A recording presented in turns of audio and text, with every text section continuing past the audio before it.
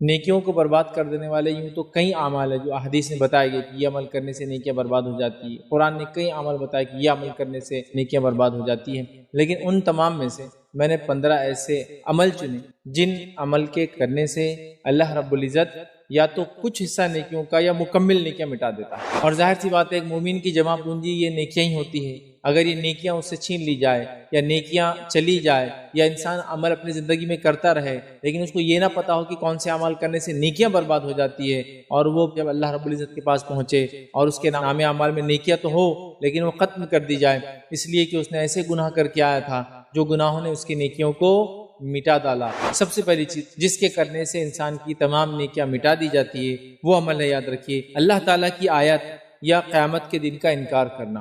دوسرا گناہ یاد رکھیے، دین اسلام سے ارتداد، مرتد ہو جانا۔ تیسرا وہ عمل جس کے کرنے سے انسان کے اعمال برباد ہو جاتے ہیں، اللہ تعالیٰ کی عبادت میں غیر اللہ کو شریک ٹھہرانے سے اعمال برباد ہو جاتے ہیں۔ چوتھا وہ کام، وہ عمل جس کے کرنے سے اعمال برباد ہو جاتے ہیں، وہ یہ ہے اللہ تعالیٰ سے کفر کرنا۔ پانچواں ایسا عمل جس کے کرنے سے انسان کے اعمال آخرت ہو جائیں گے، برباد ہو جائیں گے، بیکار ہو جائیں گی اس کی نیکیاں خاص طور سے، وہ کون سا ہے؟ وہ یہ قرآن مجید کے کسی حکم کو ناپسند کرنا۔ چھٹا وہ کام جس سے کرنے سے ہمارے کیے گئے نیکیاں برباد ہو جاتی ہے، اچھے نیک عمل برباد ہو جاتے ہیں، وہ یہ اللہ کو ناراض کرنے والی باتوں کے پیچھے لگنا اور اس کی رضا کو ناپسند کرنا۔ ساتواں وہ گناہ جس کے کرنے سے نیکیاں برباد ہو جاتی، وہ عمل ہے اعتقادی نفاق، عقیدے کا نفاق۔ آٹھواں گناہ جس کے کرنے سے عمل برباد ہو جاتے وہ کیا ہم دیکھتے ہیں، ہدایت کے واضح ہونے کے بعد رسول اللہ صلی اللہ علیہ وسلم کی مخالفت کرنے سے اعمال برباد ہو جاتے ہیں۔ نواں عمل جس کے کرنے سے انسان کے اعمال برباد ہو جاتے ہیں وہ کیا ہے؟ وہ ہے رسول اکرم صلی اللہ علیہ وسلم کی بے ادبی کرنا۔ دسواں وہ کام جس سے کرنے سے ہمارے اعمال، ہماری نیکیاں برباد ہو جاتی ہے وہ کیا ہے؟ دسواں کام ہے ریاکاری کرنا۔ گیارہواں عمل جس کے کرنے سے یاد رکھیے انسان کے اعمال برباد ہو جاتے ہیں، وہ 11واں عمل کیا ہے؟ اکیلے محرمات کا ارتکاب کرنا۔ 12ویں چیز یاد رکھیے نماز عصر کو جان بوجھ کر ترک کرنا، اس سے بھی اعمال برباد ہو جاتے ہیں۔ 13واں وہ گناہ جس سے کرنے سے نیکیاں برباد ہو جاتی وہ یہ ہے نجومی کاہنوں کے پاس جانا یا جادو کا کرنا اور کروانا۔ 14واں 14th وہ کام جس کے کرنے سے اعمال ضائع ہو جاتے ہیں وہ یہ ہے اللہ تعالیٰ کی قسم کھا کر یہ کہنا کہ فلاں آدمی کو اللہ معاف نہیں کریں گے۔ 15واں عمل جس کے کرنے سے نیکیاں ختم ہو جاتی ہے، ضائع ہو جاتی ہے، برباد ہو جاتی ہے، تو 15واں آج کا جو گناہ ہے وہ یہ اللہ کے بندوں کی حق تلفی کرنا۔ لیکن ایک بات میری یاد رکھے، میں جتنے گناہوں کے تعلق سے بات کر رہا ہوں ان میں سے اکثر گناہ ایسے جن گناہوں کی اگر معافی مانگ لی جائے زندگی کے اندر نزع کی حالت سے پہلے توبہ کر لی جائے تو یہ تمام کی تمام معاف ہو سکتی ہے۔ تو کوئی نا امید نہ ہو میری باتوں میں۔ پہلا عمل جس کے کرنے سے انسان کی تمام نیکیاں مٹا دی جاتی ہے وہ عمل ہے، یاد رکھیے، اللہ تعالیٰ کی آیت یا قیامت کے دن کا انکار کرنا۔ اللہ تعالیٰ کی آیت مطلب اللہ رب العزت جو اپنے انبیاء کے ذریعے کتاب بھیجتا ہے، جو وحی بھیجتا ہے، اس کا انکار کرنا، یا پھر قیامت کے دن کا، آخرت کے دن کا، روز جزا کا انکار کرنا، یہ سب سے پہلا گناہ ہے جس کے کرنے سے نیکیاں مٹا دی جاتی ہے، نیکیاں ختم کر دی جاتی ہے۔ آئیے اللہ رب العزت کیا فرماتا ہے سورۃ الکہف سورہ نمبر 18 آیت نمبر 103 سے 105 میں اللہ فرماتا ہے اور کہتا ہے کہ آپ کہہ دیجئے کہ کیا ہم تمہیں ایسے لوگوں کے بارے میں خبر نہ دے دیں جو اعمال کے لحاظ سے سب سے زیادہ نقصان اٹھانے والے ہیں۔ اللہ فرما رہا ہے کیا ہم ان لوگوں کی خبر تمہیں نہ دے دیں جو لوگ آخرت میں سب سے زیادہ خسارہ، نقصان، گھاٹا اٹھانے والے ہیں۔ اور اللہ فرماتا ہے اور کہتا ہے یہ وہ لوگ ہیں کہ جن کی دنیاوی زندگی کی تمام کوششیں بیکار ہو گئی۔ یہ وہ لوگ ہیں جن کی دنیا کی تمام کوششیں زندگی میں کی وہ بیکار ہو گئی، ٹھیک ہے، اور وہ اسی گمان میں رہے کہ وہ بہت اچھے کام کر رہے تھے، اور ان کو یہ ظن ہوا، یہ فیلنگس آئی کہ انہوں نے اچھا کام کیا، جبکہ اللہ نے ان کی تمام دنیا کی کوشش بیکار کر دی۔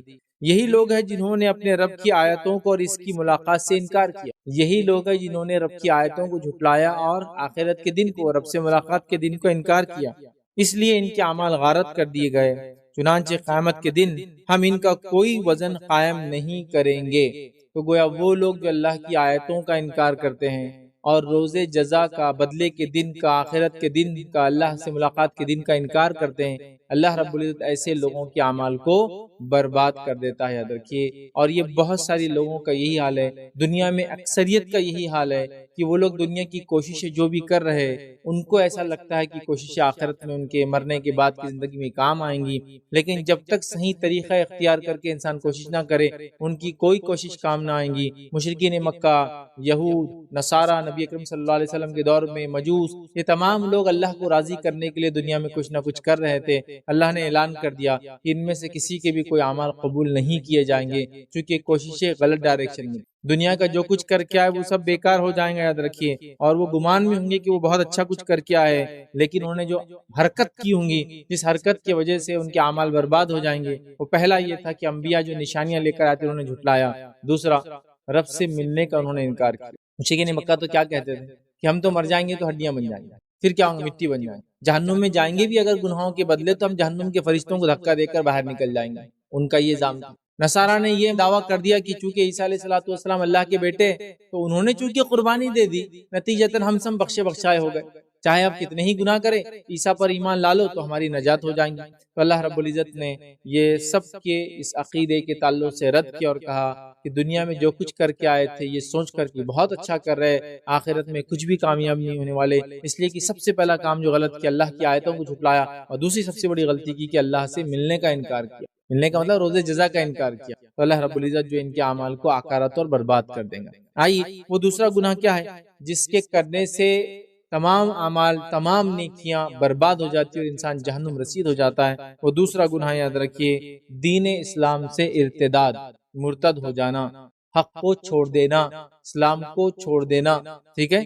یہ ارتداد یاد رکھیے انسان کی تمام نیکیوں کو برباد کر دیتا ہے۔ جیسے کہ ایک انسان کفر کی حالت سے اسلام میں آئے تو تمام پچھلے گناہ معاف ہو جاتے ہیں، اسی طرح ایمان کی حالت سے کفر کی حالت میں چلا جائے تو پچھلے تمام نیکیاں ختم ہو جاتی ہیں اور انسان جہنم رسید ہو جائیں گا اگر اسی حالت میں مر گیا۔ سمجھ رہا بات کو؟ تو ارتداد یاد رکھیے وہ تمام نیکیوں کو برباد کر دیتا ہے، چونکہ اللہ رب العزت نے اپنی کتاب میں سورہ آل عمران سورہ نمبر 3 آیت نمبر 19 کے حصے میں فرمایا اور کہا ان الدین عند اللہ الاسلام، اللہ کے نزدیک جو قابل قبول دین ہے وہ صرف اسلام ہے۔ دوسری آیت اسی سورہ کی سورہ آل عمران کی آیت نمبر 85 میں کہا وَمَن يَبْتَغِ غَيْرَ الْإِسْلَامِ دِينًا فَلَن يُقْبَلَ مِنْهُ وَهُوَ فِي الْآخِرَةِ مِنَ الْخَاسِرِينَ، کہ جو کوئی اسلام کے علاوہ کچھ ہمارے پاس لے کے آئیں گے، اللہ فرماتا ہے اس سے وہ روز قیامت قبول نہیں کیا جائے گا اور وہ آخرت میں خسارہ اٹھانے والوں میں سے ہو جائیں گا۔ تو لہٰذا دین سے منہ پھیر لینا، حق سے منہ پھیر لینا، اسلام سے منہ پھیر لینا، ارتداد کو اختیار کرنا، ٹھیک ہے، مطلب اسلام کا رد کر دینا اور مرتد ہو جانا، یاد رکھیے یہ انسان کی تمام نیکیوں کو برباد کر دیتا ہے۔ اور یاد رکھیے جب انسان مرتد ہوتا ہے تو مرتد ہونے کی کئی کیفیتیں ہیں، ارتداد کی کئی کیفیتیں، کئی صورتیں، 3 سے 4 صورتیں آپ کے سامنے سرسری طور سے رکھتا ہوں کہ وہ کیا کیا صورتیں ہیں، ورنہ ہم یہ سمجھتے صرف کہ میں یہ بول دوں کہ اب مسلمان نہیں رہا، یہ ایک صورت نہیں، اس کی 3 سے 4 صورتیں جو علماء بتاتے ہیں، اور اس کے علاوہ بھی صورتیں ارتداد کی، جس میں سے پہلی صورت یاد رکھی وہ یہ ہے کہ بعض اوقات صرف زبان سے کسی بول کی وجہ سے انسان مرتد ہو جاتا ہے، زبان کے کسی بول سے وہ مرتد مطلب وہ کفر میں چلا جاتا ہے، اور کفر میں چلا جانا مطلب اسلام کو چھوڑ دینا، اس اعتبار سے میں کہہ رہا ہوں۔ تو بعض الفاظ صرف کچھ الفاظ ادا کر کے کفر کی طرف چلا جاتا ہے، ارتداد کر بیٹھتا ہے، جس کی مثال یہ کہ اللہ تعالیٰ کو یا اس کے رسولوں کو یا اس کے فرشتوں گالی گلوچ کرنا، برا بھلا کہنا، مذاق کا موضوع بنانا، انسان اس سے اسلام سے نکل جاتا ہے، یاد رکھیں۔ اور فرشتوں پہ ایمان وغیرہ کے تعلق سے میں نے اس میں تفصیلات اس کی رکھی تھی کہ اکثر علماء کے ہی فتوی کہ فرشتوں کا مذاق اڑانا یہ کفر ہے، ٹھیک، تو اس سے انسان جو ہے نکل جاتا ہے۔ دوسری مثال اگر ہے تو بعض اوقات وہ اپنے کسی فعل کی وجہ سے مرتد ہو جاتا ہے، کسی فعل، کسی ایکشن کی وجہ سے مرتد ہو جاتا ہے، مثال کے طور پر جیسا کہ بتوں کو سجدہ کرنے لگ جائے، بتوں کے سامنے جھکنے لگ جائے، ہے نا، چاہے وہ زمین آسمان کی کوئی اور مخلوق ہو جھکنے لگ جائے، یہ بھی مرتد ہو گیا، یہ بھی ارتداد کفر کی ایک کیفیت ہے۔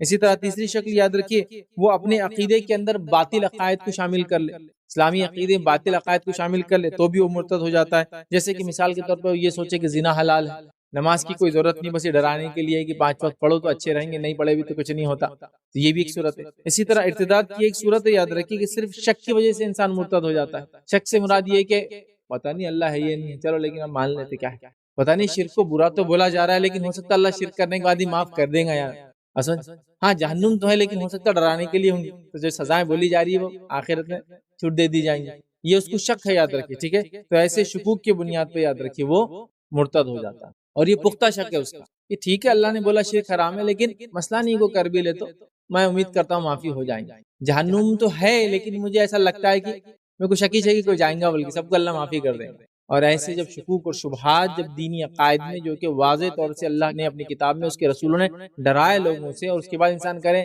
کہ جہنم وہنم ڈرانے کے لیے تھی، وہ نہیں ہے، تو یہ شک شبہات بھی انسان کو مرتد کر دیتے. ٹھیک ہے، دین کو چھوڑ دینا چاہے کسی بھی قسم سے، تو وہ انسان مرتد ہو جاتا ہے، اور مرتد ہونے سے اس کے تمام پچھلے اعمال برباد ہو جاتے. یاد رکھیے. اور آج کل کا جو زمانہ چل رہا ہے، بہت چھوٹی چھوٹی باتوں پہ میں نے دیکھا ہے نوجوان الحاد کو اختیار کر رہے ہیں. الحاد مطلب دین کو چھوڑ دے رہے، اسلام رب کو ماننا مطلب وہ کسی قسم کے معبود کو ہی نہیں مان رہا تھا، یہ کہہ رہے کوئی ہے ہی نہیں بنانے والا. یا پھر دوسرا یہ کہ وہ ارتداد، کچھ دنیا کی پسند کی وجہ سے مرتد ہو جا رہے ہیں، کچھ دنیا کی چاہت کی وجہ سے مرتد ہو جا رہے ہیں، کوئی دنیا کے منصب پوزیشنز کی وجہ سے مرتد ہو جا رہے ہیں، کوئی دنیا کی چاہت کی وجہ سے، کوئی عورت کی وجہ سے لوگ مرتد ہو جا رہے ہیں. یہ بہت بڑا خسارہ، یاد رکھیے. آئیے اللہ رب العزت نے مرتد کے اعتبار سے، ارتداد کے اعتبار سے کیا فرمایا. اللہ فرماتا ہے اور کہتا ہے وَمَن يَرْتَدِدْ مِنْكُمْ عَنْ دِينِهِ فَيَمُتْ وَهُوَ كَافِرٌ فَأُولَٰئِكَ حَبِطَتْ أَعْمَالُهُمْ فِي الدُّنْيَا وَالْآخِرَةِ وَأُولَٰئِكَ أَصْحَابُ النَّارِ هُمْ فِيهَا خَالِدُونَ. اللہ فرماتا ہے اور کہتا ہے کہ اور تم میں سے جو لوگ دین سے پلٹ جائیں اور کفر کی حالت میں مر جائیں تو ان کے اعمال دنیا میں بھی غارت ہوں گے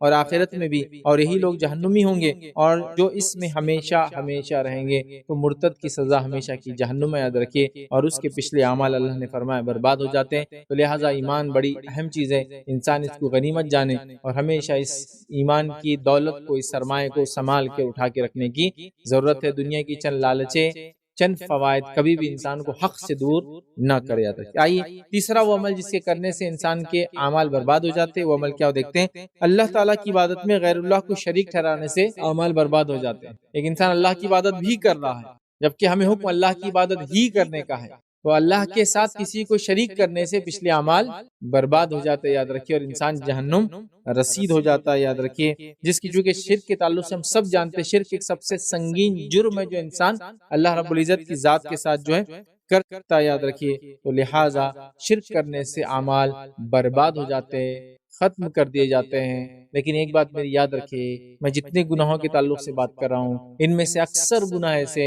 جن گناہوں کی اگر معافی مانگ لی جائے زندگی کے اندر نزع کی حالت سے پہلے توبہ کر لی جائے تو یہ تمام کی تمام معاف ہو سکتی ہے.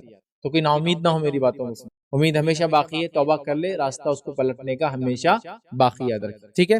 تو آئیے تیسرا وہ گناہ جو غیر اللہ کو شریک کرنا، شرک کرنا. یہ بہت سنگین جرم ہے. لیکن میں بہت افسوس کے ساتھ اس بات کو کہہ رہا ہوں کہ امت مسلمہ میں شرک کو اتنے دھڑلے سے کیا جا رہا ہے کہ نعوذ باللہ توحید شرک بن چکا اور شرک توحید بن چکا. نعوذ باللہ، اللہ ہم کو معاف کرے. مطلب حالت یہ ہے کہ ایک اللہ کو ماننے کو لوگ شرک سمجھ رہے ہیں. یہ کیا صرف ایک اللہ کو مانگ رہے ہیں، اور شرک کو توحید سمجھ رہے ہیں. ہاں یہ طریقہ اللہ سے مانگنے. سمجھے اتنا شرک کامن ہو چکا ہے درکی ہمارے سماج میں. لہٰذا ایسے سماج میں ہمارے لیے بہت ضروری ہے اپنے عقیدے کو انٹیکٹ رکھے، اس کا علم حاصل کرے، اس کو مضبوط بنائیں. یاد رکھیے. اور چھوٹے موٹے آندھی طوفان یا بڑے بڑے آندھی طوفان جو عقیدے کے معاملے میں آئے، وہ بھی ہم کو اپنے عقیدے سے، اپنے بلیف سے، اپنے ایمانیت سے ہلا نہ سکے. یاد رکھیے. تو آئیے شرک جو ہے یہ بڑا خطرناک جرم ہے. اور اللہ رب العزت نے سورہ انعام سورہ نمبر 6 اور آیت نمبر 88 میں ایک ایسی بات کہی، یاد رکھیے، جس کے لیے آیت نمبر 86 سے یہ مسئلہ شروع ہوتا ہے. 86، 87 اور 88 پہ یہ بات آ رہی ہے. تو 86 اور 87 میں اللہ رب العزت نے کم و بیش ایک لمبا واقعہ ہے، اس سے پہلے کی بھی کچھ آیتیں، پوری آیتوں کو اگر ملا لے تو کم و بیش 18 انبیاءوں کا تذکرہ اس آیت نمبر 88 سے پہلے. کتنے انبیاءوں کا تذکرہ ہے؟ 18 انبیاءوں کا سیدھا اللہ نے نام لیا، سیدھا نام لیا کہ یہ اور یہ اور یہ اور یہ اور یہ 18 انبیاءوں کا نام لینے کے بعد اللہ رب العزت کیا فرماتا ہے؟ اس کے کنکلوژن، اس کے آخر میں جو کہ آیت نمبر 88 ہے، اس میں فرماتا ہے اللہ وَلَوْ أَشْرَكُوا لَحَبِطَ عَنْهُمْ مَا كَانُوا يَعْمَلُونَ. اگر یہ لوگ بھی اے نبی صلی اللہ علیہ وسلم شرک کرتے، یہ انبیاء جن کے ہم نے نام تم ابھی لیے ہیں، اگر یہ انبیاء بھی شرک کرتے تو اللہ فرما رہا ہے ہم ان کے بھی اعمال کو برباد کر دیتے. کیا فرمایا؟ اور اگر یہ حضرات بھی شرک کرتے، جو کچھ ہی اعمال کرتے تو سب اکارت ہو جاتے. تو اگر انبیاء بھی اگر شرک کرتے تو اللہ فرما رہا ہم ان کے اعمال بھی برباد کر دیتے. تو شرک کیا کرتا ہے؟ اعمال کو، نیکیوں کو کھا جاتا ہے، برباد کر دیتا ہے. یاد رکھیے. آئیے آگے اللہ رب العزت نے صرف ان انبیاء کو نہیں، سورہ زمر سورہ نمبر 39 39 اور آیت نمبر جو 65 میں 65 میں اللہ فرماتا ہے اور کہتا ہے وَلَقَدْ أُوحِيَ إِلَيْكَ وَإِلَى الَّذِينَ مِن قَبْلِكَ لَئِنْ أَشْرَكْتَ. اللہ فرماتا ہے اے نبی صلی اللہ علیہ وسلم ہم تم سے وَلَقَدْ أُوحِيَ إِلَيْكَ ہم آپ کی طرف بھی اس چیز کی وحی کر رہے ہیں اور آپ سے پہلے بھی انبیاء کو ہم نے یہی وحی کی تھی. اللہ فرماتا ہے إِلَيْكَ وَإِلَى الَّذِينَ مِن قَبْلِكَ اور آپ سے پہلے بھی ہم نے یہی وحی کی تھی. لَئِنْ أَشْرَكْتَ کہ نبی اگر آپ نے بھی شرک کیا ہم آپ کے بھی اعمال کو برباد کر دیں گے. وَلَا تَكُونَنَّ مِنَ الْخَاسِرِينَ اور آپ بھی خسارہ اٹھانے والوں میں سے ہو. اے نبی اگر آپ نے بھی شرک کیا تو آپ کے اعمال بھی برباد ہو جائیں گے. پچھلی آیت میں 18 انبیاءوں کے نام لینے کے بعد کہا کہ اگر انہوں نے بھی شرک کیا ہوتا تو ان کے اعمال بھی برباد ہو جاتے. تو انبیاء جیسی ذات بھی اگر شرک کر لے کیونکہ وہ شرک کرتے نہیں، یہ صرف وضاحت تھی قوموں کو اور آنے والے لوگوں کو کہ یہ اتنے نزدیک میرے ہونے کے باوجود بھی میں ان سے شرک برداشت نہیں کروں گا تو باقی لوگوں کا کیا ہے. ہوتا ہے نا کچھ لوگوں کا معاملہ یہی ہوتا ہے. ٹھیک، تو اللہ کہہ رہا ہے نہیں تم اتنے قریب ہو میرے لیکن اگر تم بھی شرک کرو تو اعمال برباد ہو جائیں گے. یقیناً آپ کی طرف بھی اور آپ سے پہلے بھی تمام انبیاءوں کی طرف وحی کی گئی ہے کہ اگر آپ نے بھی شرک کیا تو بلا شبہ آپ کا عمل بھی ضائع ہو جائیں گا اور یقیناً آپ خسارہ اٹھانے والے لوگوں میں ہو. جو انبیاء جو کبھی شرک کر ہی نہیں سکتے اللہ ان کو وارننگ دے رہا ہے. در حقیقت یہ قوموں کو ایک وضاحت ہے، قوموں کو ایک وارننگ ہے کہ اگر تم بھی یہ غلطی کرو تو تمہارے ساتھ بھی وہی سلوک اور عمل کیا جائے گا کہ تمہارے اعمال کو برباد کر دیا جائے گا جو ایک عام آدمی کے ساتھ کیا. تو لہٰذا شرک جو ہے عمل کو برباد کر دیتا ہے. تو ہم اپنے آپ کو، اپنی نفسوں کو، اپنی اولاد کو شرک سے محفوظ رکھنے کی پوری کوشش کریں. آئیے آگے بڑھتے ہیں. چوتھا وہ کام، وہ عمل جس سے کرنے سے عمل برباد ہو جاتے وہ یہ اللہ تعالیٰ سے کفر کرنا. اللہ تعالیٰ سے کفر کرنے سے کیا ہوتا ہے؟ انسان جو ہے اس کے اعمال اکارت ہو جاتے ہیں، غارت ہو جاتے ہیں. یاد رکھیے تو کفر یاد رکھیے بہت سنگین چیز ہے. شرک اور کفر یاد رکھیے، مشرک اور کافر یاد رکھیے. مشرک اور کافر یہ دو ایسی مخلوق ہے اللہ کی جو کبھی بھی جنت میں نہیں جائیں گی. یاد رکھیے ابراہیم علیہ الصلوۃ والسلام کے تعلق سے حدیث کے اندر یہ الفاظ آتے ہیں کہ ابراہیم علیہ الصلوۃ والسلام جو اللہ رب العزت سے جو ایک دعا ان کی باقی تھی جو انہوں نے اٹھا کے رکھی اور وہ روز قیامت کریں گے، وہ دعا یہ ہے کہ اللہ میرے والد کو جنت میں داخل کر دے، مجھے آج رسوا نہ کر ان کی وجہ سے. تو اللہ تعالیٰ فرمائیں گا اے ابراہیم کیا تجھے پتا نہیں ہے ہم نے کافر پہ جنت کو حرام قرار دیا ہے. شرک اور کفر یاد رکھیے بہت سنگین جرم ہے. یاد رکھیے اس حدیث سے پتہ چلتا ہے. تو کفر کرنے والا یاد رکھیے، شرک کرنے والے کی بات چلی گئی، اب کفر کرنے والے کی بات آ رہی. کفر کرنے والا یاد رکھیے یہ جنت میں نہیں جائیں گا اور اس کے اعمال اکارت اور برباد کر دیے جائیں گے. یاد رکھیے آئیے اللہ رب العزت کیا فرماتا ہے قرآن کے اندر، ان لوگوں کی مثال جنہوں نے اپنے رب سے کفر کیا، ان کے اعمال اس راکھ کی مثال ہے جس پر تیز ہوا آندھی والے دن چلی. جو بھی انہوں نے کیا اس میں سے کسی چیز پہ قادر نہ ہوں گے، یہی دور کی گمراہی. یہاں اللہ رب العزت نے وضاحت کر دی کہ جو لوگ بھی کفر کریں گے ان کی مثال ایسی ہے جیسے کہ راکھ ہو اور راکھ ایک ایسی جگہ رکھی ہو جہاں آندھی چلتی ہو. تو آندھی چلنے کے بعد راکھ کا کیا حال ہوگا؟ آپ دیکھتے وہ یوں اڑ جاتی ہے، بالکل ادھر سے ادھر چلے جاتی ہے. تو بس ان کے اعمال ایسے چلے جائیں گے اور ان کو کوئی فائدہ نہیں ہوگا اور اللہ فرما رہا ہے یہی حقیقی گمراہی ہے. تو لہٰذا کفر یاد رکھیے انسان کے اعمال کو برباد کر دیتا ہے. کفر کیا ہے، کفر کی حقیقت کیا ہے، کون کون سی چیز کرنے سے انسان کافر ہو جاتا ہے، ان چیزوں کو پڑھنے کی ہمیں سخت ضرورت ہے تاکہ اس سنگین جرم سے ایک انسان جو ہے بچ سکے. آئیے آگے بڑھتے ہیں. پانچواں ایسا عمل جس کے کرنے سے انسان کے اعمال اکارت ہو جائیں گے، برباد ہو جائیں گے، بیکار ہو جائیں گی اس کی نیکیاں خاص طور سے، وہ کون سا ہے؟ وہ یہ قرآن مجید کے کسی حکم کو ناپسند کرنا. قرآن کے کسی حکم کو، چونکہ وہ اللہ کی طرف سے ہے، تو اللہ کے کسی حکم کو یا قرآن کے کسی حکم کو ناپسند کرنا. ناپسند کرنا، اور یہ مسئلہ تو ایسا ہے، اب میں اس معاملے میں کیا بتاؤں. اتنے سارے قرآن کے احکامات ہیں چونکہ ہم کو نہیں سمجھتے، ہمارے پلے نہیں پڑ رہے، سمجھ رہے، یا میں اس کی خلاف ورزی کر رہا ہوں تو میں یہ سوچنے لگ جاتا ہوں یار ایسا کیوں ہے، خامخواہ ایسا نہیں ہونا تھا یار، یہ ایک عام بات ہوگی. جیسا مثال کے طور پہ قرآن نے کہہ دیا زانی کو سزا دی جائے، اگر غیر شادی شدہ ہو تو 100 کوڑے لگائے جائے، شادی شدہ ہو تو سنسار کر دیا جائے، چور اگر چوری کرے تو ہاتھ کاٹ دیا جائے، کوئی انسان خون کرے تو خون کا قصاص کا بدلہ خون سے لیا جائے. جب یہ باتیں آتی ہیں تو کچھ لوگ بولتے رہے یار یہ عجیب ہی حکم ہے، نہیں ہونا تھا، بہت ہی سخت دکھ رہا. تو یہ اللہ کے حکم کو آپ کیا کریں معلوم، اس کا انکار کرنے والے آپ ناپسند کر رہے ہیں.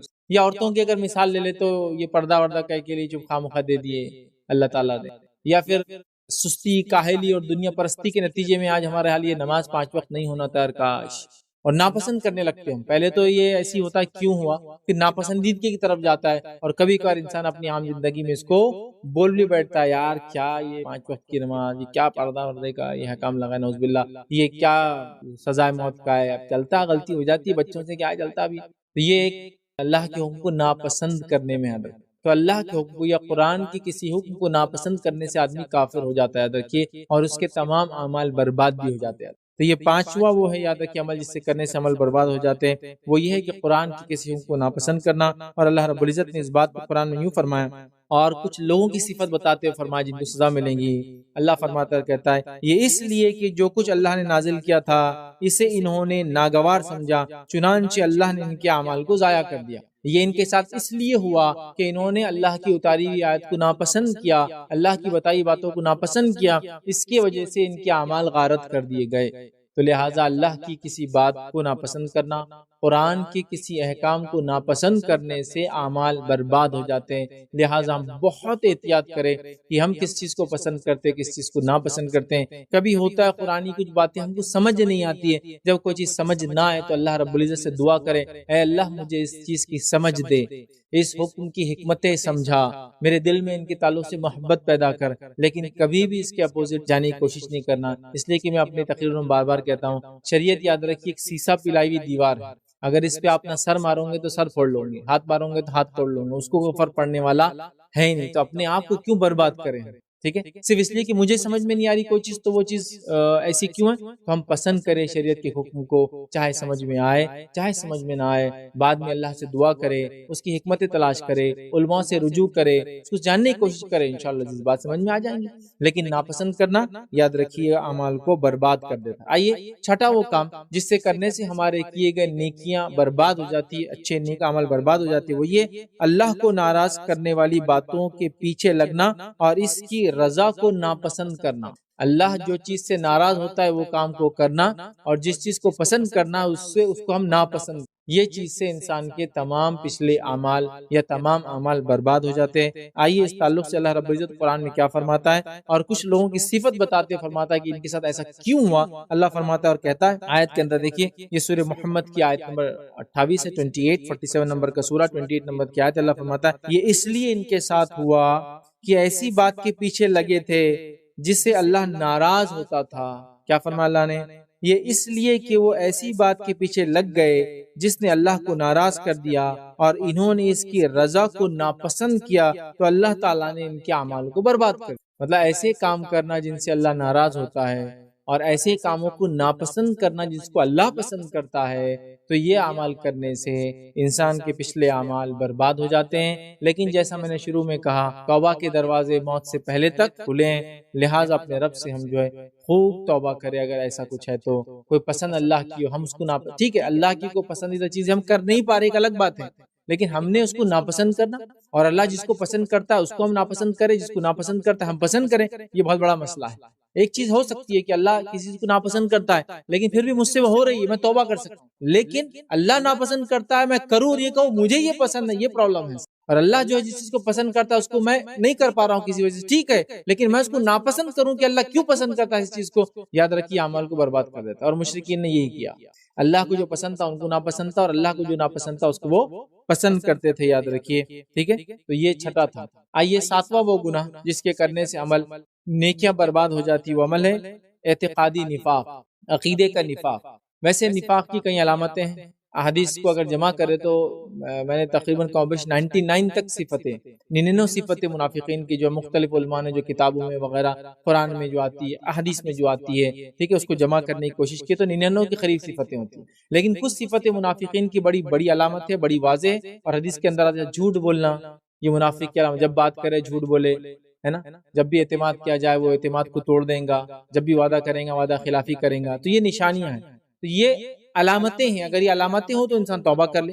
لیکن ایک ہوتا ہے عقیدے کی جو ہے نفاق، مطلب اعتقادی منافق، مطلب اس کے عقیدے میں نفاق، ایک ہوتا ہے عمل کا نفاق اور ایک ہوتا ہے عقیدے کا نفاق۔ تو اعتقادی جو منافق ہوں گا، یاد رکھیے اس کی تمام اعمال برباد ہو جاتے ہیں، اس بات کو ہم ذہن نشین کر لے، یاد رکھیے۔ اور اللہ رب العزت نے اس بات کو قرآن میں یوں بیان کیا، ویسے نفاق ایک بہت بری چیز ہے، یاد رکھیے، منافق بھی جہنم میں رہیں گے، ہمیشہ جنت میں نہیں جائیں گے، یاد رکھیے، لیکن یاد رکھیے نفاق بھی کفر کی ایک قسم ہے، نفاق بھی کفر کی ایک قسم ہے۔ ہوتا یہ ہے کہ کافر ظاہراً بھی کفر اختیار کرتا ہے، بولتا ہے میں مسلمان نہیں ہوں، اور اندر بھی کافر ہوتا ہے، لیکن منافق ظاہراً بولتا ہے میں ایمان والا اور اندر کافر ہوتا ہے، تو منافق بھی یاد رکھیے یہ بھی کفر کی ایک قسم ہیں، تو اعتقادی منافق جو ہوں گا وہ کافر ہوتا ہے، یاد رکھیے، اور اس کے بھی عمل برباد ہو جائیں گے۔ اللہ رب العزت نے قرآن میں دیکھیے کیا فرمایا ایسے لوگوں کے تعلق سے، اور یہ سورہ مائدہ سورہ نمبر 5 کی آیت 53 53 ہے، 5 سورہ نمبر 5 آیت نمبر 53 میں اللہ فرماتا کہتا ہے وَيَقُولُ الَّذِينَ آمَنُوا أَهَؤُلَاءِ الَّذِينَ أَقْسَمُوا بِاللَّهِ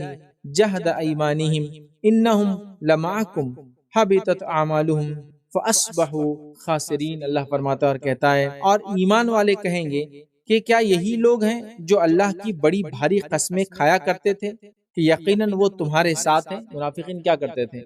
جنگ ہوگی، جہاد ہوگی، جاتے نہیں، اور پھر بڑی بڑی قسمیں کھاتے تھے، اللہ کی قسم ہم تمہارے ساتھ ہیں جنگوں میں، لیکن دھوکہ دیتے تھے۔ تو اللہ فرما رہا ہے کہ ایمان والے اس دن کہیں گے کیا یہ وہی لوگ ہیں جو اللہ کی بڑی بڑی قسمیں کھاتے تھے کہ ہم ایمان والے تمہارے ساتھ ہیں؟ پھر اللہ فرما ایسے منافقوں کے اعمال برباد ہوں گے روز قیامت۔ مومن تو سمجھیں گے مسلمان ہی تھے، تو وہ کہیں گے کیا یہ وہی لوگ ہیں جو بڑی بڑی قسمیں کھاتے تھے، لیکن ان کی حالت کیا ہے آج؟ اللہ فرماتا ہے کہ ان کے عمل برباد ہوں گے اور انہوں نے بالآخر نقصان ہی اٹھایا ہوں۔ تو منافق چونکہ دنیا میں تو پتہ نہیں چلتا، صفتیں تو پتہ چلتی ہے لیکن ہم کسی کو انڈیکیٹیولی تو نہیں کہہ سکتے، لیکن چونکہ منافق ہمارے ساتھ تھے، وہ اللہ کی قسمیں کھاتے تھے، اپنے آپ کو ایمان والا بتاتے تھے، تو مومن کہیں گے کیا وہی لوگ ہیں جو اللہ کی قسمیں دنیا میں کھایا کرتے تھے، اور آج تو ان کے عمل اللہ نے برباد کر دی ان کے نفاق کی وجہ سے۔ یاد رکھیے، تو نفاق یاد رکھیے ایسی برائی ہے جس سے عمل برباد ہو جاتے ہیں۔ آئیے وہ 8واں گناہ جس سے کرنے سے عمل برباد ہو جاتے ہیں وہ کیا ہم دیکھتے ہیں۔ ہدایت کے واضح ہونے کے بعد رسول اللہ صلی اللہ علیہ وسلم کی مخالفت کرنے سے عمل برباد ہو جاتے ہیں۔ ہدایت کی گائیڈنس کی کلیئر ہو جانے کے بعد نبی اکرم صلی اللہ علیہ وسلم مخالفت کرنے سے انسان کے عمل برباد ہو جاتے ہیں۔ یہ الگ بات ہے کہ انسان سے کوئی غلطی ہو جائے، چوک ہو جائے، تو اس سے انشاءاللہ کسی مسئلہ نہیں ہوگا، لیکن جان بوجھ کر کبھی ہوتا ہے ہم کو علم نہیں ہے جس کی وجہ سے ہم نے کوئی عمل کر لیا، لیکن ہماری نیت یہ نہیں تھی کہ ہم کو پتہ ہے یہ سنت ہے، پھر سنت کو جان کے ہم نے کہا اب اس کے خلاف ورزی میں ہم کام کریں گے، ہم کو پتہ ہی نہیں تھا اور خلاف ورزی ہو گئی تو انسان توبہ کر لے۔ لیکن نبی اکرم صلی اللہ علیہ وسلم کی واضح ہدایت آنے کے بعد خلاف ورزی کرنا یہ عمل کو برباد کر دیتا ہے۔ یاد رکھیے اس لیے کہ نبی اکرم صلی اللہ علیہ وسلم کا بڑا اونچا مقام ہے، یاد رکھیے، اور نبی کے موافقت میں، اتباع میں ہم کو کام کرنا ہے، ان کی مخالفت میں ہمیں دیکھیں اپنے زندگی کا کوئی عمل بھی ہم نبی اکرم صلی اللہ علیہ وسلم کی مخالفت میں کبھی نہ کریں۔ آئیے اللہ رب العزت جو ہے نبی اکرم صلی اللہ علیہ وسلم کی مخالفت میں عمل کرنے سے اعمال برباد ہو جاتے ہیں، اس کے تعلق سے کیا فرماتا ہے؟ اللہ فرماتا اور کہتا ہے، یہ سورہ محمد سورہ نمبر 47 47 اور آیت نمبر 32 میں اللہ فرماتا اور کہتا ہے کہ بلا شبہ جن لوگوں نے کفر کیا اور اللہ کی راہ سے دوسروں کو روکتے ہیں اور ان پر ہدایت واضح ہو جانے کے بعد انہوں نے رسول اللہ صلی اللہ علیہ وسلم کی مخالفت کی، ان پر ہدایت واضح ہونے کے بعد نبی اکرم صلی اللہ علیہ وسلم نے مخالفت کی، وہ اللہ کا کچھ بھی نہیں بگاڑ سکتے، اللہ ایسے لوگوں کے اعمال برباد کر دیں گا۔ تو یہاں بھی دیکھیے نبی اکرم صلی اللہ علیہ وسلم کی ہدایت واضح ہونے کے بعد بھی اگر کوئی ان کی مخالفت کرے تو وہ انسان کے اعمال برباد کر دیے جاتے ہیں۔ آئیے وہ 9واں عمل جس کے کرنے سے انسان کے اعمال برباد ہو جاتے ہیں وہ کیا ہے؟ وہ ہے رسول اکرم صلی اللہ علیہ وسلم کی بے ادبی کرنا، رسول اکرم صلی اللہ علیہ وسلم کی گستاخی کرنا، نبی اکرم صلی اللہ علیہ وسلم کے احترام کے خلاف کوئی بات کرنا۔ یاد رکھیے لیکن یہ کتاب اور سنت نے جس چیز کو گستاخی اور احترام کے خلاف کہا ہے یہ اس معنی میں، ورنہ ہم لوگوں نے بہت ساری چیزوں کو اپنی طرف سے گستاخی بنا دی، جس کے نتیجے میں ہم ہر ایرے غیرے کو گستاخی رسول بول کر ہر وہ انسان جو میرے خلاف ہے، مجھے پسند نہیں ہے، میں اس کو اچھا نہیں سمجھتا ہوں، اس کو گستاخی رسول کا ٹائٹل دے دیا جاتا ہے۔ یہ وہ معنی میں نہیں ہے، قرآن و سنت کہ واضح دلائل کے بعد کوئی گستاخی کرے، نبی اکرم صلی اللہ علیہ وسلم کی بے ادبی کرے، ٹھیک ہے، شان میں گستاخی کرے، تو ایسے انسان کے بھی عمل برباد ہو جاتے ہیں۔ اور آئیے اس تعلق سے چونکہ نبی اکرم صلی اللہ علیہ وسلم کا احترام یہ ایمان کا تقاضا، یاد رکھیے ہمارے، ٹھیک ہے، تو عمل برباد ہو جاتے ہیں اگر اللہ کے رسول صلی اللہ علیہ وسلم کا احترام کو انسان نہ کرے، جس کے تعلق سے جو ہے اللہ رب العزت سورہ نور سورہ نمبر 24 اور آیت نمبر اس کے 63 کے اندر یاد رکھیے بات بیان کرتا ہے، فرماتا ہے لا تجعلوا دعاء الرسول بینکم کدعاء، اللہ رب العزت قرآن میں فرماتا ہے کہ نبی اکرم صلی اللہ علیہ وسلم کو تم ویسے آپس میں نہ پکارا کرو جیسے ایک دوسرے کو آپس میں پکارتے ہیں۔ اور واقعہ مشہور ہے کہ ایک شخص آیا اور وہ نبی اکرم صلی اللہ علیہ وسلم گھر کے پیچھے آ گیا کہ وہ دروازے پہ بھی نہیں تھا اور پیچھے سے چلا رہا یا محمد یا محمد یا محمد، تو اللہ رب العزت نے کچھ لوگ کہتے ہیں شان نزول یہ تھا، اور چلا ہی رہا ہے، ایک تو گھر کے پیچھے ہے، دروازے کے پاس نہیں ہے، اور چلاتا ہے، نبی اکرم صلی اللہ علیہ وسلم باہر نہیں آتے، تو اللہ نے فرمایا تم نبی کو ویسی آوازیں مت دیا کرو جس طرح سے آوازیں تم ایک دوسرے کو دیتے ہو، جیسے ایک دوسرے کو ہم بلا رہے اے چل فلاں آ جا، اے فلاں آ جا، یا عربی کے اندر حرف ندا ہے، یا حرف ندا ہے، یا مطلب متوجہ ہو، میری طرف دیکھو، میری طرف بلٹو، میری بات سنو، کئی معنوں میں استعمال ہوتا ہے. جیسے یا اللہ ہم بولتے ہیں، یا اللہ میری بات کو سن لے، اللہ کو وہ کرنے. اسی طرح کوئی انسان جا رہا تو ہم نے یا فلاں کہتے ہیں. تو اسی طرح اللہ کے رسول کو جب آپس میں جیسی بات کرتے ہو ویسا نہ کہو، اللہ فرما رہا ہے، ٹھیک ہے، چونکہ نبی کا احترام ہے. اسی طرح سورہ حجرات سورہ نمبر 49 آیت نمبر 2 میں اللہ نے جو بات بیان کی، یہ بات تو بڑی خطرناک ہے، جو ہم بار بار سورہ حجرات کی ابتدا میں پڑھتے ہیں. اللہ فرماتا ہے، کہتا ہے یا ایھا الذین آمنوا لا ترفعوا اصواتکم فوق صوت النبی ولا تجہروا له بالقول کجہر بعضکم لبعض. اللہ فرماتا ہے، کہتا ہے کہ اے وہ لوگوں جو ایمان لائے ہو، اپنی آوازوں کو نبی کی آواز سے اونچی نہ کرو. نبی کے موجودگی میں یا نبی کے سامنے اپنی آوازوں کو اونچی نہ کرو. کیوں اونچی نہ کرو؟ اللہ فرماتا ہے سامنے بلند آواز سے اس طرح بات نہ کرو جس طرح تم آپس میں بات کرتے ہو بلند آواز سے، ورنہ تمہارے اعمال برباد ہو جائیں گے اور تم کو اس کا شعور بھی نہیں آئے گا. مطلب نبی اکرم صلی اللہ علیہ وسلم کی موجودگی میں تیز آواز میں بات کرنے سے منع کیا گیا. نبی اکرم صلی اللہ علیہ وسلم کو نام لے کر آواز دینے سے منع کیا گیا ہے. اور اللہ رب العزت نے بھی دیکھیے نبی اکرم صلی اللہ علیہ وسلم سے جب خطاب کیا اپنی کتاب میں، تو آپ اگر دیکھیں گے، اس کا مطالعہ کریں گے تو 4 جگہ محمد کہا اور 1 جگہ احمد کہا. اور وہ احمد بھی جو کہا وہ عیسیٰ علیہ السلام نے بشارت دی اس معنی میں کہا. تو 5 جگہ یہ آپ کا نام ہے اور 4 جگہ آپ نے کہا ہے. لیکن اللہ رب العزت نے آپ کا نام تبھی لیا جب اس کی اشد ضرورت تھی، جیسا محمد الرسول اللہ کہ محمد اللہ کے رسول ہے، اور ان کے ساتھی جو ہے فلاں کہا. ٹھیک ہے، ایک جگہ کہا کہ محمد صلی اللہ علیہ وسلم تم میں سے کسی کے والد نہیں ہیں، ہے نا. تو بہت ضرورت کی جگہ پر آپ کا نام استعمال کیا. اس کے علاوہ اللہ رب العزت بھی کس طرح سے بات کرتا ہے، یا ایھا المدثر، یا ایھا المزمل، ہے نا، یا ایھا النبی، یا ایھا الرسول. محمد اللہ رب العزت نے بھی نام نہیں لیا، اللہ رب العزت نے بھی نام نہیں لیا. تو یہ نبی اکرم صلی اللہ علیہ وسلم کا احترام ہے. وہ لوگ میری بات کو غور سے سنیں جو دھکے دھکے پر اللہ کے رسول صلی اللہ علیہ وسلم کو نام لے لے کر پکارتے یا محمد یا محمد. سے کہ اللہ نے تو منع کیا، جیسا آپس میں نام لیتے ہو نبی کا نام اس طرح سے نہ لو. دوسری جگہ کہا کہ نبی کی موجودگی میں تیز آواز میں بات نہ کرو ورنہ تمہارے اعمال برباد ہو جائیں گے. اور صحابہ نے اس کو بالکل تیز آواز کو فزیکلی ایسی سمجھا، اور ایک صحابی رسول نے اللہ کے رسول کی مجلس میں آنا چھوڑ دیا، جن کے تعلق سے نبی اکرم صلی اللہ علیہ وسلم جب پوچھا وہ کہاں ہیں، پہلے آیا کرتے تھے اب نہیں دکھتے ہیں. صحابی وہاں گئے، دوسرے صحابہ کہا کیا بات ہے تم آ کیوں نہیں رہے ہو؟ تو کہا میرے عمل تو برباد ہو گئے، باقی کیا فائدہ اللہ کے رسول صلی اللہ علیہ وسلم مجلس میں.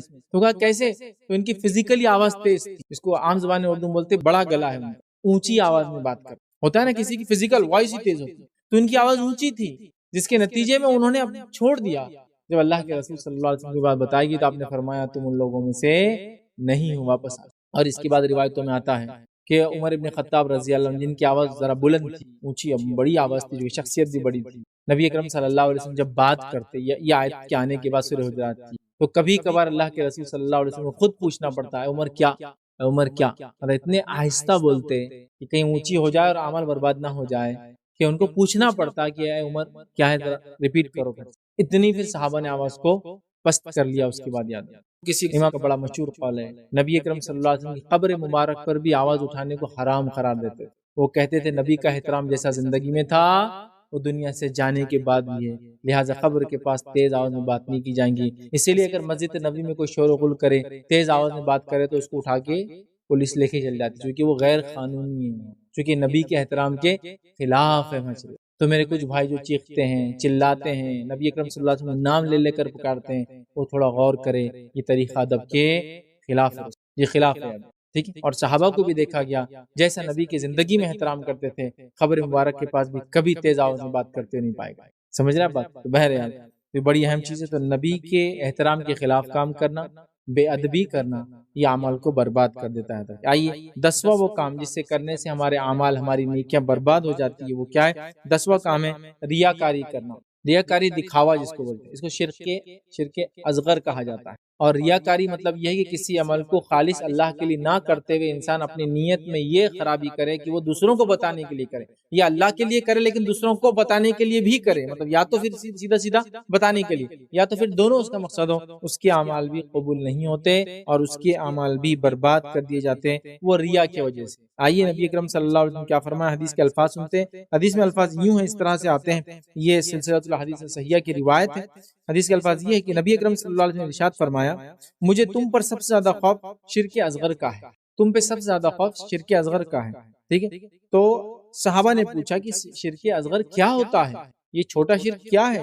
تب نبی اکرم صلی اللہ علیہ وسلم فرمایا شرک اصغر سے مراد ریاکاری ہے۔ اللہ تعالیٰ قیامت کے دن جن لوگوں کو ان کے اعمال کا بدلہ دے گا، اللہ تعالیٰ قیامت کے دن جب لوگوں کو ان کے اعمال کا بدلہ دے گا، جو لوگوں نے ریاکاری کی تھی ان سے کہیں گا جاؤ آج انہی سے جا کے بدلہ لے لو جس کو دکھانے کے لیے کام کیا کرتے تھے، یاد رکھیے، پھر دیکھو تمہیں اس کا کیا بدلہ ملتا، جاؤ۔ تو ریاکاری کرنے والے کی بھی اعمال برباد ہو جاتے ہیں، ختم کر دیے جاتے ہیں۔ تو لہٰذا ہم اس بات کا خاص خیال رکھیں، کبھی بھی اپنی نیتوں میں ہم فطور گڑبڑ نہ ہونے دیں، ہمیشہ کسی بھی عمل کو خالص اللہ کے لیے کرے۔ اگر نیت میں کوئی فساد آ رہا ہے تو اس عمل کو اس وقت چھوڑ دے، پھر جب نیت کی اصلاح ہو جائے پھر وہ کام کرے، سمجھ رہے ہیں؟ جیسا مثال کے طور پر ایک انسان ہے، حج اس پر فرض ہو چکا ہے، کسی وجہ سے نہیں گیا، لیکن آج اس کے دل میں جذبہ جاگ گیا کہ میں بھی حج کو جاؤں گا۔ کیوں حج کو جاؤں گا؟ اس لیے کہ میرے جو بھائی کی بیٹے کی شادی تھی اور ان کے نام کے آگے الحاج لگا اور میرے نام کے آگے کچھ بھی نہیں لگا، اب میں بھی حج کو جا کے آ جاتا تو میرے نام کے آگے بھی حاجی صاحب الحاج لگ جائیں گے۔ یہ نیت میں بگاڑ ہے۔ عمل حج ہے، صحیح ہے، ضروری ہے، فرض بھی ہے اس پر، لیکن ابھی نہیں ہے تو وہ کیا کرے؟ اپنی نیت کی اصلاح کرے، پہلے اس نیت کو ترک کرے، اللہ مجھ سے غلطی اور خطا ہوئی، میں نے ایسی نیت، میں خالص اب تیری عبادت کے لیے، چونکہ مجھ پہ تو نے حج فرض کیا، اب جاؤں، سمجھ رہا؟ یہ بہت ضروری ہے، نیت کی اصلاح۔ کوئی آیا اور اس کو کچھ آپ دینا چاہتے ہیں لیکن دل میں ہی بات آ گئی کہ اب سب لوگ دیکھیں گے میں دے رہا ہوں، پھر ہاتھ کو روکے، نیت کی اصلاح کریں، چونکہ عمل اللہ کے بس قابل قبول نہیں ہوں گا۔ یہ دوسری ایک روایت اس میں نبی اکرم صلی اللہ علیہ وسلم نے فرمایا کہا، اور آپ نے فرمایا، ابو امامہ باہلی رضی اللہ عنہ کے راوی وہ کہتے ہیں کہ ایک شخص نے نبی اکرم صلی اللہ علیہ وسلم کے پاس آ کر یہ کہا، آپ کا کیا خیال ہے کہ جو شخص جنگ میں اس لیے شریک ہو کہ اسے اجر و ثواب بھی ملے اور شہرت بھی ملے؟ ایک آدمی جنگ میں شامل ہو رہا ہے اور اس کی نیت ہے کہ اجر و ثواب بھی ملے اور شہرت بھی ملے، دو چیز چاہ رہا ہے، تو نبی اکرم صلی اللہ علیہ وسلم نے فرمایا اس کو کچھ بھی نہیں ملے گا، شہرت بھی نہیں ملیں گی اور اجر بھی نہیں ملیں گے، اور کوئی خالی شہرت کے لیے جائے تو اس کو عمل کا اجر نہیں ملے گا اور شرک اصغر اس کے نام عمل میں لکھا جائے گا۔ صرف خالص اللہ کے لیے اگر جائیں گا جنگ میں تو اس کو اجر ملے گا۔ اور صحابی نے کیا پوچھا؟ وہ جنگ میں جا رہا ہے، نیت یہ کہ اللہ کے لیے، لیکن ایک اور نیت ہے شہرت بھی ہو جائے، تو اس میں سے دونوں میں سے کیا ملے گا؟ نبی اکرم صلی اللہ علیہ وسلم فرمایا دونوں بھی نہیں ملیں گے، ایسا نہیں کہ چلو اس کی شہرت میں کچھ بھی نہیں ملے گا، ٹھیک ہے؟ تو لہٰذا ریاکاری بہت ہی خطرناک چیز ہے، یاد رکھیے۔ آئیے اسی طرح ایک اور روایت ہے، سنن نسائی کی روایت ہے، اس کے الفاظ دیکھیے کیا ہے، بے شک اللہ تعالیٰ کوئی عمل قبول نہیں کرتا سوائے اس کے جو خالص ہو اور اس کے ساتھ اللہ کی رضا طلب کی گئی ہو۔ اللہ تعالیٰ کوئی عمل قبول نہیں کرتا سوائے اس کے کہ وہ خالص ہو اور اللہ کی رضا کے لیے کیا گیا ہو، مطلب نیت بھی اور عمل بھی دونوں کا خالص ہونا شرط ہے کسی عمل کے قبولیت کے لیے، تو اللہ تعالیٰ قبول ہی نہیں کرتا۔ لہٰذا ہم ریا سے بچے۔ ریا بہت خطرناک مرض ہے، لیکن یہ ہماری سوسائٹی اور سماج میں بہت کامن ہو چکا ہے کہ ہم اعمال کو لوگوں کو دکھانے کے لیے کر رہے ہیں، یاد رکھیے، ٹھیک ہے؟ اسی طرح 11واں عمل جس کے کرنے سے یاد رکھیے انسان کے اعمال برباد ہو جاتے ہیں، وہ 11واں عمل کیا ہے؟ اکیلے میں محرمات کا ارتکاب کرنا، مطلب وہ چیز جو حرمت والی ہے، وہ چیز جو حرام ہے، جب آپ خلوت میں ہو، اکیلے میں ہو، اس کا ارتکاب کرنا، پبلکلی نہیں کرنا لیکن جب چھپے ہوئے ہو، اکیلے میں ہو تو کرنا۔ ایسا کرنے سے بھی انسان کے اعمال برباد ہو جاتے ہیں۔ اور اس تعلق سے یاد رکھیے ثوبان رضی اللہ عنہ اس کے راوی فرماتے ہوئے کہتے ہیں، رسول اللہ صلی اللہ علیہ وسلم نے ارشاد فرمایا، میں یقیناً اپنی امت کے لیے ایسے لوگوں کو جانتا ہوں جو قیامت کے روز ایسی نیکیاں لے کر آئیں گے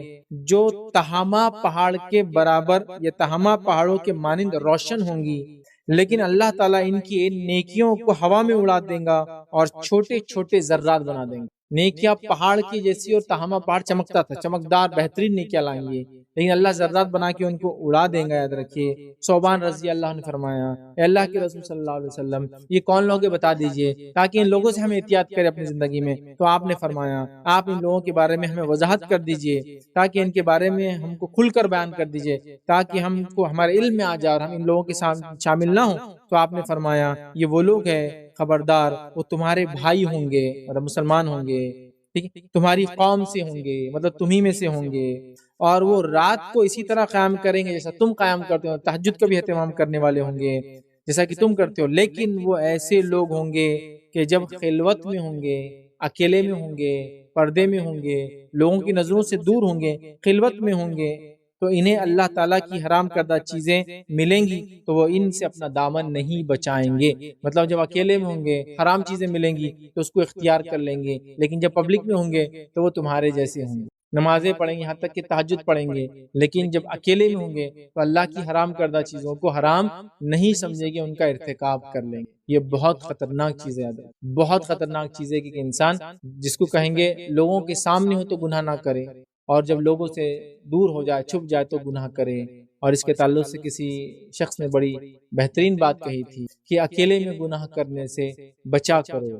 ویسے تو گناہ تو کبھی بھی نہیں کرنا چاہیے، لیکن انہوں نے کہا کہ اکیلے میں گناہ کرنے سے بچا کرو، اس لیے کہ اکیلے گناہ جب کرو گے تو گواہ بھی وہی ہے جو انصاف کرنے والا ہے. مطلب اکیلے میں گناہ کرنے سے بچو، اس لیے کہ جو جج ہے وہی وٹنس بھی ہے اس کیس کے اندر، کیونکہ اکیلے میں گواہ اللہ ہی ہے، فیصلہ بھی اللہ ہی کرنے والا. حالانکہ کھلے میں بھی کریں گے تو اللہ ہی گواہ ہے، لیکن لوگ بھی گواہ بنتے ہیں، لیکن اکیلے گناہ میں وہ کہتے ہیں زیادہ بچو، اس لیے کہ یہاں گواہ وہی ہے جو انصاف کرنے والا ہے. مطلب جج جو ہے وہی وٹنس بھی ہے کیس کے اندر. تو لہٰذا ہم بہت بچے، اللہ کی حرام کردہ چیزوں کو ہم دل سے حرام جانیں، چاہے پبلکلی ہو حرام ہے، چاہے اکیلے میں ہو حرام ہے، چاہے لوگوں کے سامنے ہو تو بھی حرام ہے، اور اسی طرح جو کہیں بھی انسان ہو تو بچے. تو خلوت میں اکیلے میں جو حرام کردہ چیزوں کو کرتے ہیں ان لوگوں کے اعمال یاد رکھیے برباد کر دیے جاتے ہیں، یاد رکھیے. اسی طرح جو ایک 12ویں چیز یاد رکھیے، نماز عصر کو جان بوجھ کر ترک کرنا، اس سے بھی اعمال برباد ہو جاتے ہیں. نماز عصر کو، ویسے عصر کیا، ویسے ساری نمازیں اہم ہیں، لیکن عصر کی نماز کی تاکید ہے، یاد رکھیے. اور اس کے تعلق سے بہت ساری وعیدیں ہیں، جیسا کہ ایک روایت میں یہاں تک الفاظ ہے کہ کوئی اگر عصر کی نماز ایک بار چھوڑ دے تو اس کو روز قیامت جو اس پہ غم طاری ہوں گا اس ایک نماز کو چھوڑنے غم، وہ اتنا زیادہ ہوگا جیسا کہ اس کے پورے رشتہ دار مر گئے اور